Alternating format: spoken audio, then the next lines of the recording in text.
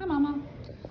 You said you wanted some videos, so I thought I would take a video of some of the paper I made at a workshop I did here in town. There's lots of boring stuff, just, you know, getting sheets. Although this one does have some tiny little baby, like tiny baby orange slices in it from my little orange tree. Can't really see them when they're not held up to light. But anyway, these are just some very thin abaca sheets that I made. These are all just thin, pretty much plain. Some of them are different on each side, different colors of abaca, purple, green. So these are all just green sheets. They're very thin, have lots of fun texture. And then there's some purple ones too. I was trying to see how thin I could make the sheets, and they kind of started falling apart, but that's very thin. They have a nice tissue-like quality. This one I did a screen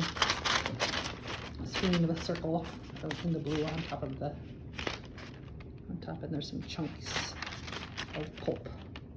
And this one, the rest of them are just in purple. And then this one is white cotton with an abaca screen over it. There's techniques for making, this is called a blowout. It's a long conversation of how it happens, but it's basically just a thin layer on the top of a sheet, and then you use a stencil over the top, but then you wash away all the negative space, and then you're left with a design. That's cool. And then I have a bunch of white sheets, white cotton. So the abaca is a type of African grass. Anyway, so these are white cotton, they're nice. But then the weird ones I made, during the first class, I had taken some of my yarn and put it on a picture frame and dipped it in abaca, and it did like, it coated the yarn in paper, and you couldn't see it at all. I wanted to use this was like the very first hank of yarn I dyed and spun, and it's just been sitting around for, 15 years or whatever. So I thought maybe, oh look, it's a cat whisker.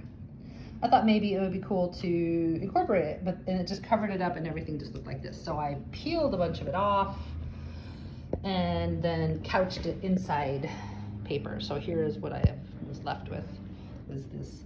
It's my yarn that I thought was very pretty. It's spun pretty, it's pretty colors, nice contrasts. Kind of always reminded me of candy, but I took parts of it and laid it on. I pulled one sheet, put the stuff on top, and then pulled another sheet on top of it. So this was like a cotton background, a white cotton background, placed the stringy boys on top, and then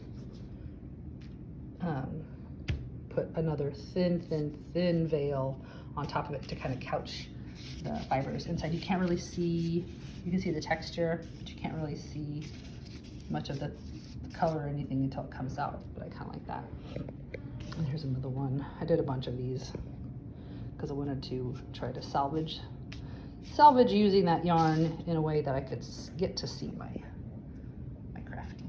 crafty handiwork. That one, this purple one. There's also little bits of alpaca fiber in a lot of these because I had these really pretty curls and I wanted to put them in the paper for texture. I like this one a lot. And this one,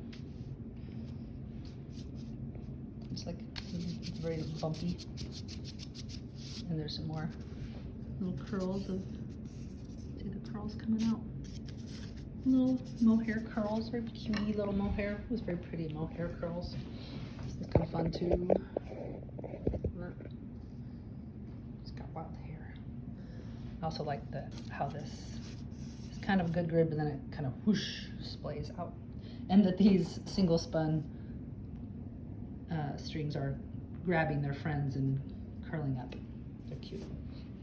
And then this one, he's kind of got his curls, twist in his curls too. He's kind of he's an octopus. And just the last one, this is probably my other favorite one. Just because it has so much of that grid. And it also has some sticky stuff going on inside of it. Black cotton splattered on my thing. There's little mohair curls. And then for one, I had the tiny, tiny, tiny little oranges, and I put them in the paper. I laid it on top. Just compressed them in. One didn't make it. This one's loose. He's still staying. But this tiny little orange slices for my miniature orange tree. I have no idea what I will do with it.